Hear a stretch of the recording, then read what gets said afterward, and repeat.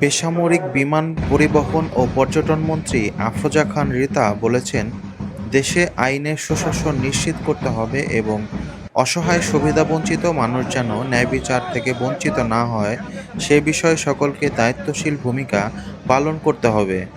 এক্ষেত্রে জেলা আইনজীবী ও বিচারকদের ভূমিকা অত্যন্ত গুরুত্বপূর্ণ।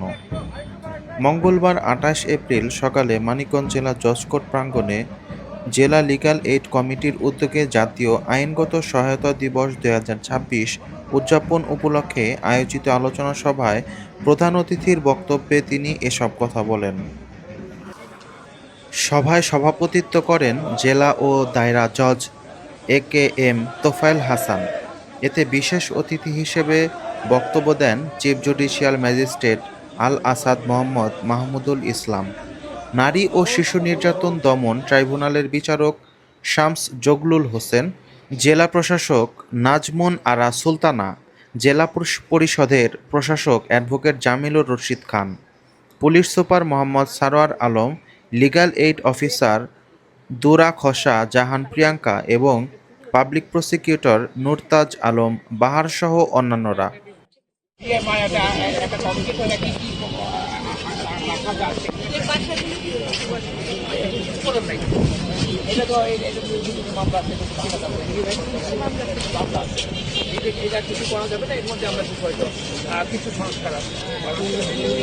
প্রধান অতিথির বক্তব্যে মন্ত্রী আরও বলেন, বিভেদ ও দ্বন্দ্ব জড়িয়ে থেকে কোনো লাভ নেই। সকলকে ঐক্যবদ্ধ হয়ে মানিকগঞ্জকে একটি উন্নত জেলায় পরিণত করতে হবে। আমার কাছে কিন্তু অনেকে আসে, অসহায় মানুষ আসে যে আপা আমরা গিয়েছিলাম কিন্তু সেরকম সাহায্য পাচ্ছি না, বা দেখা যায় এক লয়ারের কাছে গেছে আরেকজন লয়ার যে তার বিপক্ষে কাজ করছে, সেই লয়ারই যে তার জমি দখল করছে। এখন কি হচ্ছে, সে লয়ার তার কলিগরে সেভ করার জন্য সে অসহায় মানুষের পাশে দাঁড়াচ্ছে না।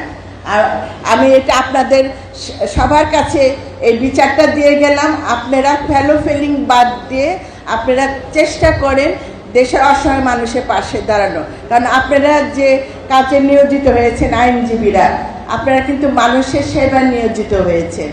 পয়সা তো আপনারা কামাই করবেনই, কিন্তু পয়সা অর্জন করার পাশাপাশি মেন হলো আপনি যে যখন চলে যাবেন তখন যেন একজন বলে যে এই আইনজীবীদের অনেক অসহায় মানুষ কিন্তু তার অসহায়ত্ব দূর করতে পেরেছে।